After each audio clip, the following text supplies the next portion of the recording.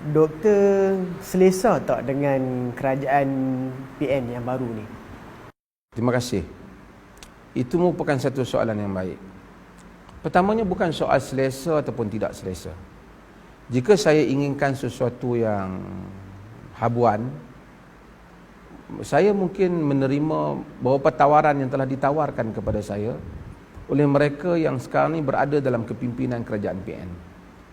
Sebelum kabinet dibentuk, banyak sesi perjumpaan mereka dengan saya juga. Saya terus terang beritahu. Dan kerana mereka bertanya kepada saya beberapa pandangan. Dan juga ada tawaran daripada pihak mereka. Tapi saya tidak menerimanya. Kerana saya bukan menyokong kerana saya inginkan sesuatu. Saya bukan menyokong soal politik mereka. Tetapi saya adalah satu orang yang melalui suatu pengalaman.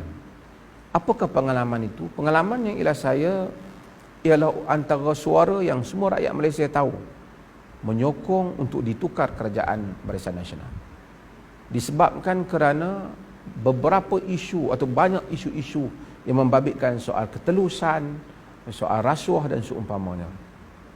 Dan saya lihat juga kerajaan itu terlalu lama dan perlu ditukar. Saya juga antara orang yang tidak percaya bahawasanya DAP jika sekiranya mendapat kedudukan, mereka mungkin akan menyebabkan keadaan umat Islam menjadi merasa tidak selesa dan umat Islam mungkin mengalami satu keadaan yang sukar.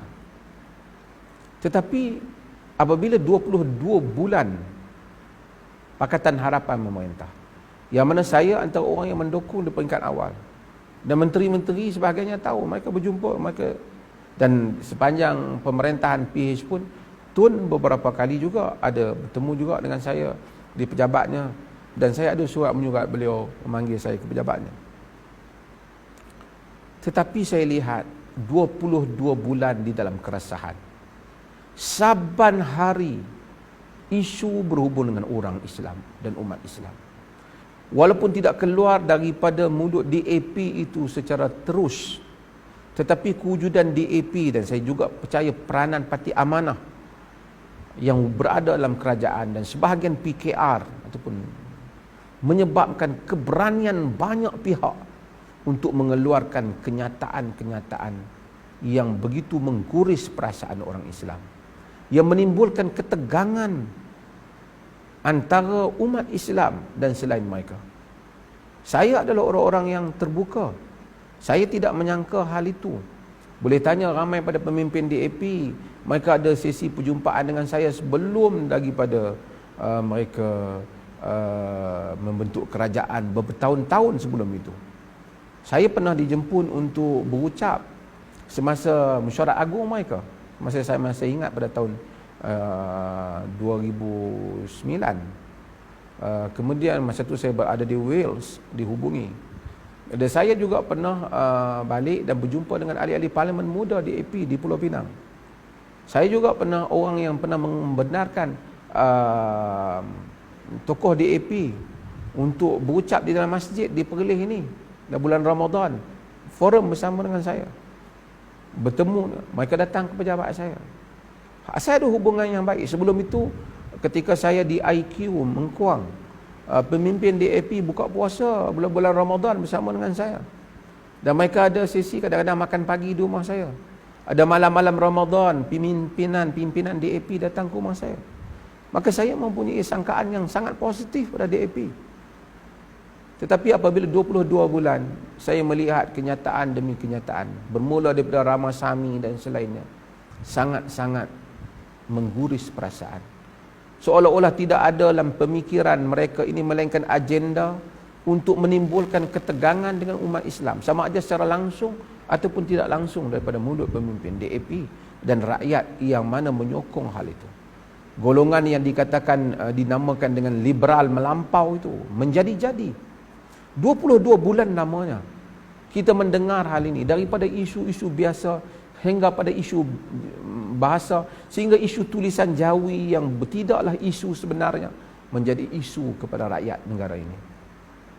Ketika itu saya merasakan apabila saya membaca Al-Quran, khususnya apabila datang bulan Ramadan, kita banyak bukan Ramadan ini, yang sebelum-sebelum ini, Juga mereka yang solat malam, sesiapa yang melakukannya mereka akan tahu. Apabila kita melalui ayat Quran, kita rasa keadaan ini tak dapat lagi kita terima.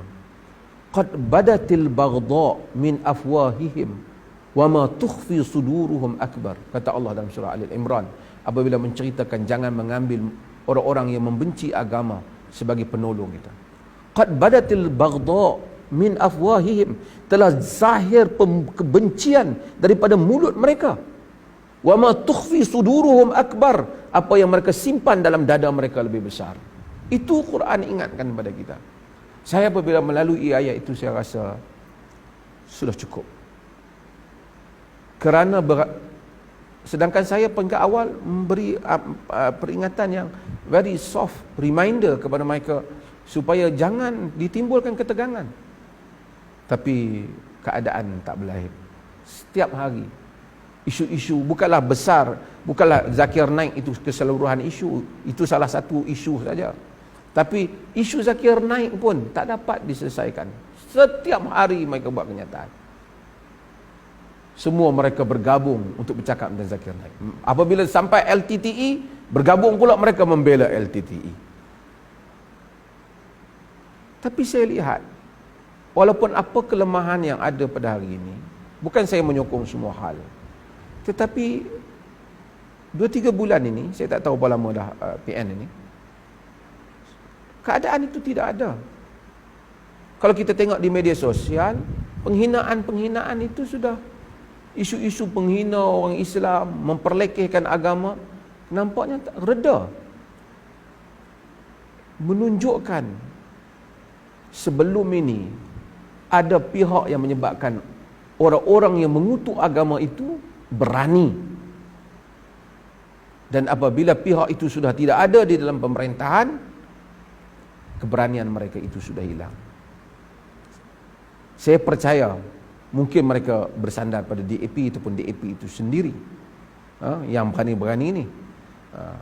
Juga mungkin mereka berani kerana adanya amanah, yang mungkin akan membela mereka dengan nas-nas agama apabila ada orang yang memperkatakan sesuatu tentang agama, sesuatu yang tidak selesa bagi orang Islam dalam beberapa isu yang kita lihat. Jadi hal ini terhenti. Dan apabila saya melihat hal itu, saya merasakan bukan soal selesa, saya rasakan saya syukur di sudut itu.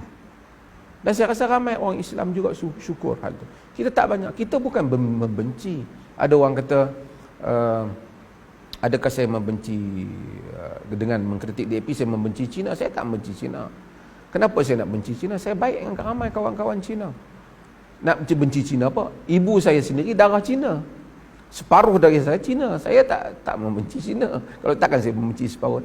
Saya hanya memperkatakan golongan yang menentang ataupun golongan yang menimbulkan kegusaran kepada umat Islam.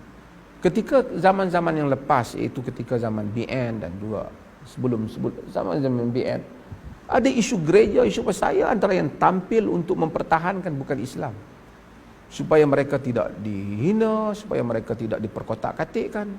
Dan mereka boleh membaca artikel-artikel saya menulisnya bukan ketika zaman yang mana ada risiko. Saya tetap mempertahankan hak bukan Muslim. Tapi apabila saya mengkritik tindakan beberapa orang bukan Muslim, ini menunjukkan ekstremis agama. Ini double standard. Sebab itu saya rasa bukan soal selesa ataupun tidak selesa. Soalnya pertama, kerajaan ini baru. Kita nak hantam dia pun, dia baru beberapa bulan. Dan kita telah melalui satu pengalaman, kita jatuhkan naik itu, yang naik kita harap dia janji kan, kata orang harapkan pegar makan padi kan, jadi bukan harapkan burung pegar tu dia yang makan padi, harapkan orang yang kita nak harap, akhirnya mereka tak boleh diharapkan. Maka sebab itu inilah soal yang berlaku. Maka saya mengambil masa untuk melihat kepada, kalau kerajaan PN ini mengulangi isu-isu yang rasuah, yang jelas dan seumpamanya, saya akan memperkatakannya. Ini ada beberapa isu masih lagi bersekitaran antara mereka itu. Jadi saya diamkan. Kerana orang politik ini, kata Sayyidina Ali pada Khawarij, kalimatul haq urida bihal batil. Kalimah yang benar dengan maksud yang batil. Mereka cakap, mana seorang mufti apabila ada pengkhianatan politik. Tapi masa zaman mereka merintah, saya cakap, kata Khalid Samad, kalau nak cakap politik, sila masuk politik. Itu kerajaan. Begitulah orang politik. Sebab itu maka kita mesti konsisten. Fastaqim kama umirt. Berdiri tetap seperti mana kamu diperintahkan. Apabila sampai masanya, kita akan bercakap dengan perkara yang perlu untuk kita bercakap, insya-Allah.